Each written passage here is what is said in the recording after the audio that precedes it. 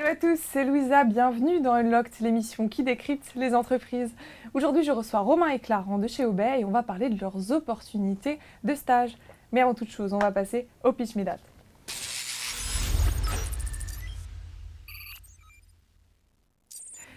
Romain Clarent, bonjour. Bonjour. Ça va? Ouais, ça va très bien. Ça va bien. Alors, Romain, tu es tech lead, Ouais. c'est ça, au sein d'Obey. Tu vas nous parler de ton expérience puisque tu as commencé en tant que stagiaire et maintenant Tout à fait. tu es un membre à part entière. Et tu es venu aujourd'hui avec Clarent, Ouais. responsable d'agence. Oui, tout à fait. Clarent, c'est toi qui commences. Tu peux nous dire ce qu'est Obey? Alors, Obey est une société, une ESN en fait française, qui a été créée en 1998. On a fêté nos 20 ans l'année dernière. On est aujourd'hui 6200 en Europe en fait, et 2500 en France, où on est un groupe européen, présent en France, en Espagne, au Portugal, en Italie, en Belgique, Luxembourg et Royaume-Uni, j'oublie pas. En fait, on accompagne la transformation, la digitalisation des systèmes d'information de nos clients dans différents secteurs d'activité. On travaille en banque, assurance principalement, mais aussi télécom, médias, divertissement. On travaille, ouais, exactement. On travaille par exemple avec la Française des Jeux. Du coup, nos activités principales, c'est nos terrains d'excellence, c'est tout ce qui va être conseil en système d'information, conseil agile, tout ce qui va être tourné autour de la data, du développement front et back-end principalement. Tu peux juste nous préciser ce que ESN signifie? Bien sûr, c'est entreprise de services numériques. Et ce que vous me disiez plus tôt, c'est qu'aujourd'hui, vous êtes à la recherche de profils adéquats pour répondre et participer à l'ouverture de vos nouvelles practices, donc IT, intelligence artificielle, mais encore la data ou le cloud. Alors, on va voir les profils que vous recherchez, mais surtout ce que vous proposez aux jeunes qui intègrent Obey.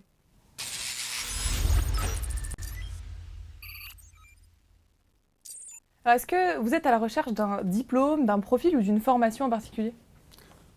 Non, alors on recherche des profils soit de type diplôme école d'ingénieur ou université, ou alors sur des côtés un peu plus métiers, on peut avoir aussi des écoles de commerce. Et après, bon, si tu veux développer un petit peu les types C'est tout d'activités type qu'on d'école peut et avoir. tout type d'université? Ah oui, tout à fait. Nous, on recherche aussi bien un diplôme, mais aussi des personnalités, des talents. Donc on ne va pas se limiter seulement à un diplôme. Par exemple, on peut citer quelques types de profils qu'on va rechercher. Aujourd'hui, il y a des nouveaux métiers, data analyst, data engineer, data manager, par exemple, sur la partie data. Partie front, on peut avoir UX, UI designer aussi. Ça, c'est les postes qui sont ouverts en tant que stagiaire aujourd'hui? Oui, tout à fait. En fait, on essaye de balayer ensemble des projets IT et on a des offres de stage assez pourvues. On a une centaine de postes de stage ouverts chaque année en continu.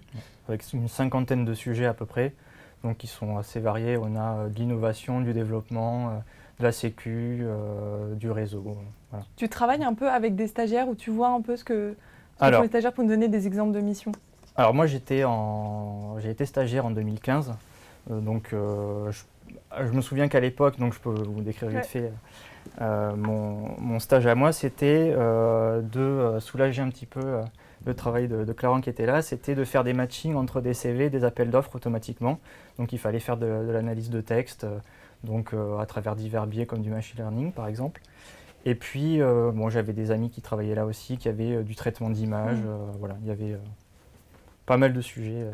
Deux, trois autres exemples sur des métiers comme ça qui sont ouverts aujourd'hui? Oui, par exemple, on fait des choses sur tout ce qui est reconnaissance visuelle, gestuelle. On a parlé d'intelligence artificielle. Aussi, ouais. Il y a des sujets avec l'HoloLens, par exemple, qui sont en cours de dev. Voilà. Okay. Est-ce qu'il y a des impératifs pour être stagiaire chez Obey? Pour intégrer ces postes? Aimer le baby-foot, je crois, un peu. Ça, c'est quand même quelque chose d'important. Hein. Il y a des choses à maîtriser. L'anglais, vous le demandez, j'imagine? Pas forcément. Non, pas nécessairement. Donc, il n'y a pas d'autres impératifs? Disons qu'on cherche des personnes qui sont motivées. En fait, on a un catalogue de projets et de stages qui sont vraiment qui est très varié. Et ce qu'on veut, c'est que les personnes soient vraiment intéressées sur les sujets. Ouais. Voilà. À partir du moment où elles sont motivées, ça va se ressentir en entretien et donc du coup, forcément, on va avoir envie de les prendre avec nous. Et donc ce stage débouche sur un CDI? Les stages que vous proposez aujourd'hui, c'est pour des CDI? Oui, bien sûr. Ouais. Oui. À 95%, il y a une proposition d'embauche qui est faite. Embauche. Donc, oui, c'est ça, même un peu plus que ça. 95%, c'est vraiment le minimum. Ouais. Donc pour les bac plus 4 et bac plus 5, vous Vous êtes sur ces 2 créneaux-là? Oui, alors on fait effectivement, on a des stages pour les Bac plus 4. Après, principalement, les recrutements sont pour les personnes Bac plus 5. Ouais. Et sur quel axe d'amélioration est-ce que vous travaillez en ce moment? Alors, je peux citer notamment ce qu'on est en train de faire du côté de la cellule expertise, donc, que j'ai intégrée il y a à peu près 1 an maintenant, qui a pour but de faire du support sur les équipes internes. Donc, on est en train de mettre en place des formations. Donc ça fait depuis à peu près 1 an qu'on met en place des formations en interne. On a internalisé les formations. Donc moi personnellement, par exemple, je peux faire des formations en Java, notamment auprès des stagiaires, comme j'ai pu le faire il y a quelques mois. Et puis il y a beaucoup de sujets qui sont en train d'arriver. Il y a de l'Angular, il y a du Cloud DevOps, il y a du React, il y a la WS. Voilà, il y a plein de sujets qui arrivent parce qu'on a à cœur de former les gens, de les faire monter en compétences au sein d'OB. Et voilà, c'est aussi quelque chose que j'ai pu voir dans mon propre parcours, c'est que voilà, j'ai intégré la société, moi j'étais stagiaire, je suis après arrivé en tant que développeur et puis au fur et à mesure on m'a fourni, on m'a permis de développer certaines compétences, on m'a donné des responsabilités. Donc comme tu l'as dit au début, je suis maintenant lead tech sur plusieurs projets et puis je fais partie de la cellule expertise. Donc tout ça fait qu'on peut monter en compétences. Et on peut même après, voilà, j'ai peu d'expérience encore dans la boîte, hein, ça fait juste 4 ans que je suis sorti d'école, mais voilà, je ne m'imaginais pas trop… avoir autant de missions? Voilà, à mon âge, je me disais, bon, après 3-4 ans d'expérience, je me suis dit, je serais peut-être développeur senior, mais finalement, en fait, j'ai un panel d'activités qui est assez large, et je trouve que c'est quand on est stagiaire et quand on cherche un emploi, c'est important de trouver un job où on se dit je peux évoluer dans mon poste, je peux évoluer dans le panel d'activités que je peux faire et pas forcément rester cantonné à quelque chose de… Et tu parlais de la montée en compétences, pas des formations, il y a autre chose pour accompagner justement cette montée en compétences? Alors bien sûr, je prends la main. Je t'en prie. Non, mais je voulais préciser quelque chose sur les stages. Chaque stagiaire est accompagné avec un tuteur. Mais aussi, on essaye de mettre en place un système de parrainage avec des consultants un petit peu plus expérimentés qui sont parfois passés d'ailleurs par le stage et qui vont aider au quotidien, en support si besoin, le stagiaire pour tout type de questions qu'il pourrait avoir au sein de la boîte. Et ça, je pense que c'est un vrai plus.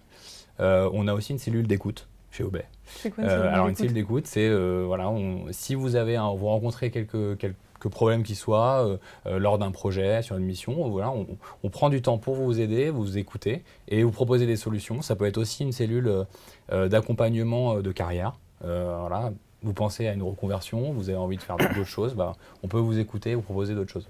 Et ça, on le demande quand on veut, cette cellule d'écoute. Tout à fait. C'est quand on veut. Et la fourchette salariale, alors, elle est de combien? Alors, ça dépend des profils. De ton salaire, je pense. 50K brut. Non, pardon. Non, mais je pense que c'est autour de… Alors ça dépend mais pour un profil junior, c'est autour de 36-44K brut. En CDI? Oui, tout à fait. Sur les profils techniques, après, effectivement, ça dépend du diplôme, du profil. Ça. Ok. Comment ça se passe, la flexibilité au travail, en termes d'horaire, d'organisation de travail? Est-ce qu'ils sont libres? Alors, je peux en parler personnellement. Moi, c'est plutôt libre. C'est-à-dire que tu choisis tes horaires? Alors, il y a quand même des plages qui sont définies. On peut arriver… le tout, de manière générale, c'est de faire son taf et de respecter les termes du contrat et de faire le travail pour lequel on est payé.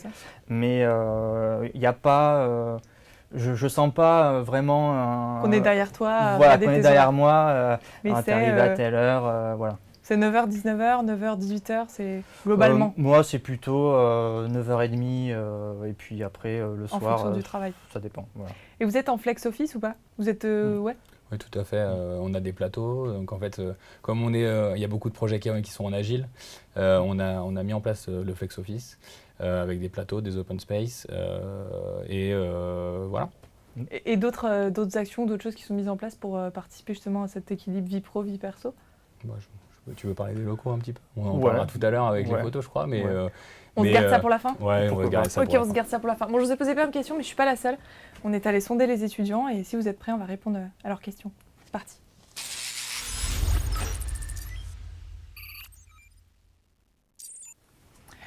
Alors, je vous l'ai dit, on est allé à leur rencontre et voilà les questions qui vous ont préparées. Que disent les anciens stagiaires de votre entreprise? Alors, On a l'exemple parfait de toi ici. Mais est-ce que vous avez d'autres exemples de stagiaires, de choses qui remontent Alors moi j'ai encore des collègues qui sont également anciens stagiaires, qui sont encore dans la boîte et qui s'y plaisent totalement. Et puis il y a d'autres stagiaires. Et ce qu'ils disent majoritairement concernant leur stage, c'est quoi? Alors majoritairement c'est que le stage est très bien et que je pense que si tu reprends alors je voulais dire une chose sur la partie Happy Trainees. Voilà, on est depuis quelques années Happy Trainees, je crois qu'on est bien parti. Tu peux préciser ce que c'est Alors Happy Trainees, en gros, c'est un classement qui référence les meilleures sociétés qui accueillent les stagiaires. Donc, je pense qu'ils s'y plaisent bien. Enfin, moi, en tout cas, ceux que je croise au baby-foot s'y plaisent bien aussi. Oui. Et je pense on a de beaux projets. C'est vraiment notre plus-value, je pense, chez Obey. Ouais, le label concerne l'accueil, l'intégration, l'accompagnement, etc. Et je crois qu'on est en taux de 96% en satisfaction, je crois, sur Happy Trainees. Ok. Pour la deuxième question.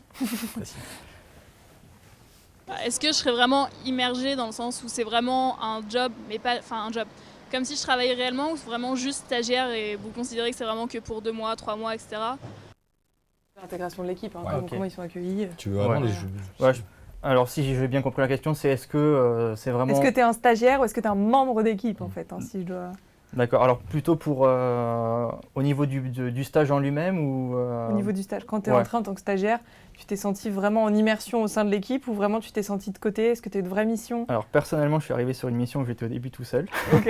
Mais après, l'équipe s'est renforcée et oui, c'est obligatoire. On ne peut pas travailler stagiaire dans son coin si on a des projets qui sont quand même innovants et si on ne met pas à profit certains soft skills déjà dès le départ avec un peu de communication et puis travailler en équipe, se partager certaines tâches, etc. Donc les choses qu'on peut retrouver après dans des vrais projets, ça ne peut pas fonctionner si on est chacun dans notre coin. Oui. Et toi, Clarence, ça te va de confier des missions à des jeunes arrivants? En fait, oui, moi mon travail consiste après avoir, on va dire, fait leur stage, ceux qui rentrent en CDI, moi, mon job, c'est de leur trouver des belles missions chez nos clients finaux. Je préciserai quand même qu'il y a une centaine de stagiaires, donc pour l'intégration, on va dire que c'est quand même assez simple. En plus de ça, on a parlé déjà des projets agiles, mais c'est vrai que du coup, c'est du travail en équipe. Donc c'est quand même plus facile. Alors tu étais sur un sujet peut-être tout seul au début. Non, mais ça a duré, ça a duré un mois, c'est pas grave. Grosso modo, l'accueil pour la blague. est très bien, l'intégration est bonne. On continue. Est-ce que la proportion d'hommes et de femmes est la même? Et est-ce que pour un même job, le salaire va être très différent pour des hommes et des femmes? Je vois que tu hoches la tête, Clarence. Oui, c'est une question, on va dire, d'actualité.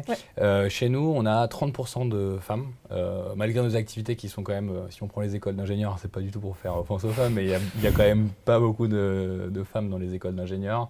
Par rapport aux 2% qu'il y avait de mon école, du coup, ça fait un bon ratio. Donc, il y a un certain nombre, effectivement, de femmes, 30%.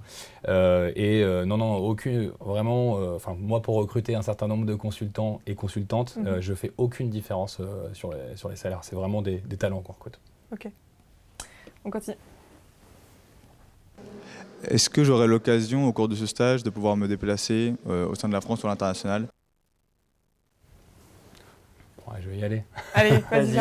Donc effectivement, comme je disais tout à l'heure, on a une présence européenne.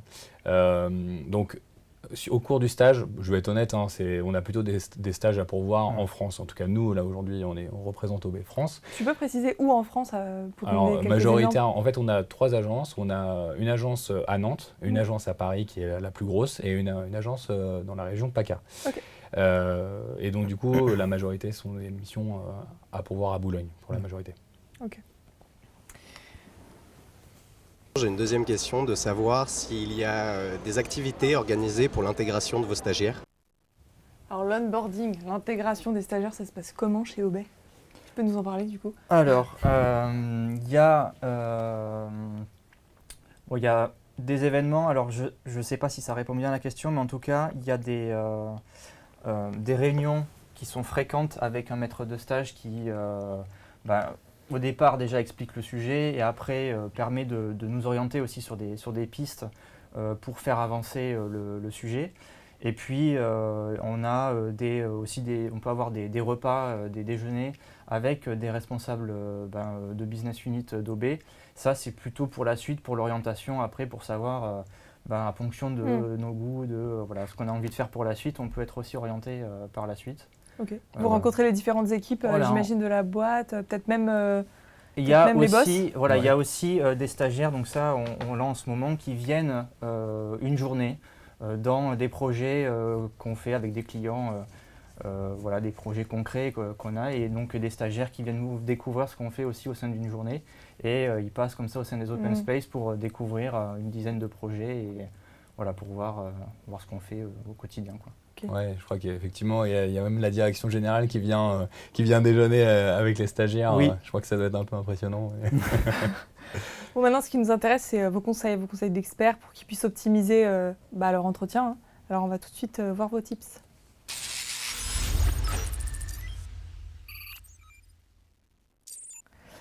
Alors, quels sont vos conseils concernant la filière à suivre pour intégrer OB? Est-ce que il y a une filière à privilégier?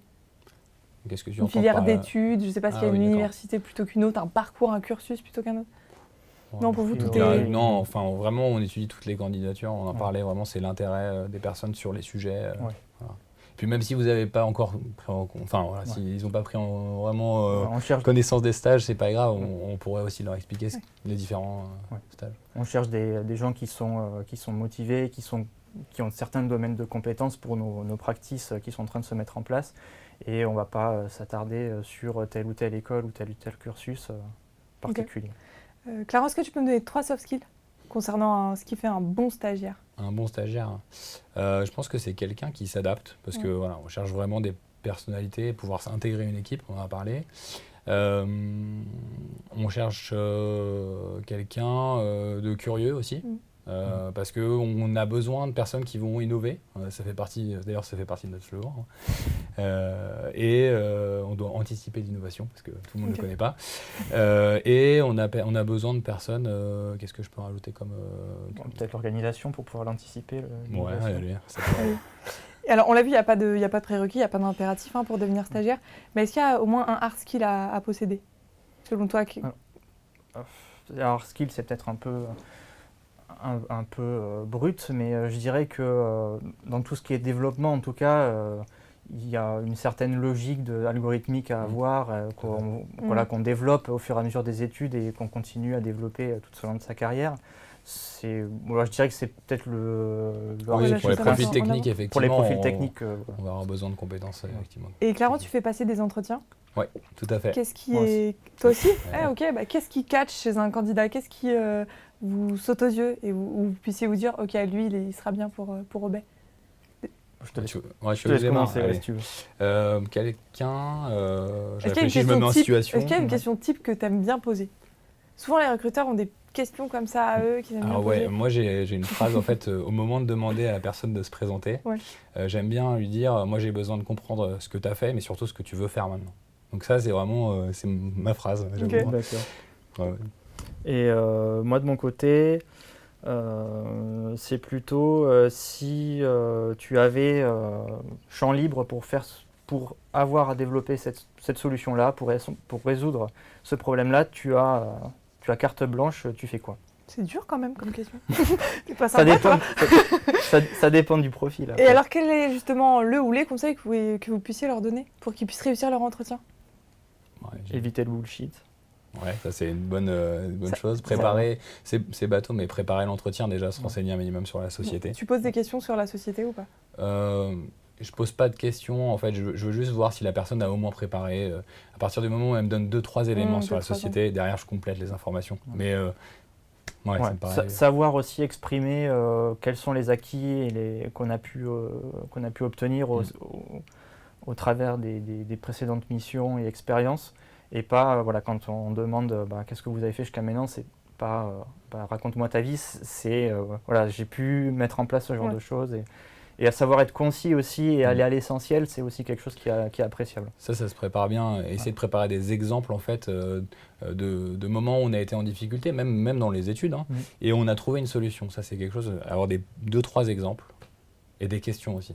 Comment on vient habiller un entretien chez OB? Est-ce que c'est costard cravate? Est-ce que c'est jean basket chemise? Je dirais quand même une chemise, voilà, propre comme si on allait à un repas de famille où c'est une fête importante. Ouais. Vous m'avez dit aussi au téléphone que vous souhaitiez, ok, c'est noté, renforcer les pôles thématiques. C'est-à-dire que vos pôles thématiques, c'est ça qui va constituer les métiers de demain? Vos pôles thématiques, vous m'avez dit IT, data, DevOps, cloud, ça fait partie des métiers de demain? Ça fait partie des métiers de demain, ouais. Effectivement, nous, on veut vraiment répondre aux futurs besoins de nos clients se transforment, se digitalisent, et donc nous, on essaye de prendre ce pas-là aussi, d'être en amont là-dessus, et notre job, ça va être de former les personnes qui vont répondre aux besoins de nos clients de demain. Donc oui. Dans les exemples que tu as cités, je rajouterais cybersécurité et cloud DevOps, voilà, pour ceux qui sont intéressés pour le sujet. Tout est complet. Ouais. Là, ça va être votre moment carte blanche, alors à vous de nous convaincre d'intégrer Obey. Là, on va voir les photos. On voit ça tout de suite.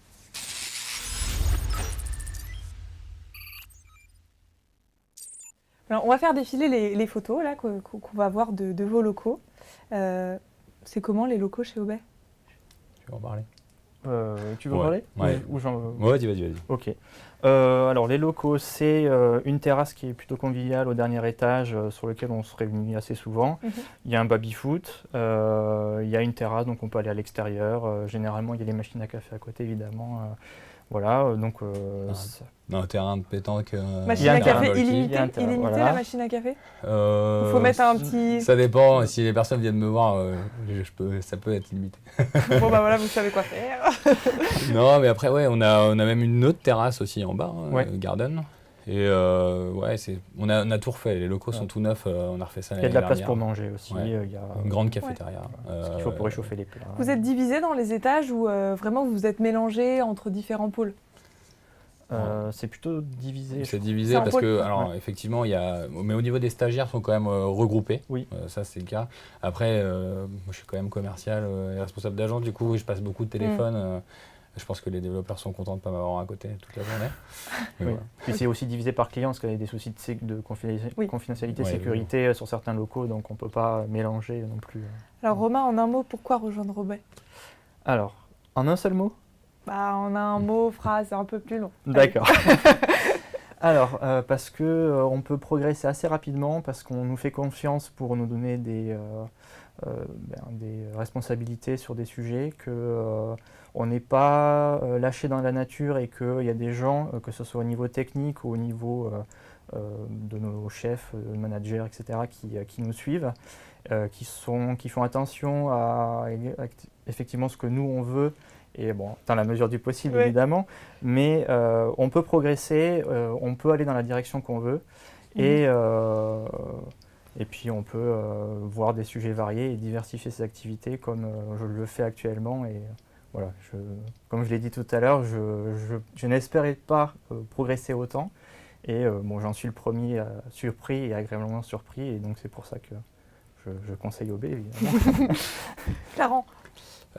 Pourquoi rejoindre Obey? Parce qu'on en a parlé au niveau des sujets de stage, parce que c'est l'objet aujourd'hui, et même pour les personnes qui souhaiteraient nous rejoindre en CDI, on travaille avec un certain nombre de grands clients, grands comptes, sur des gros projets importants, aussi avec des startups, côté en bourse par exemple.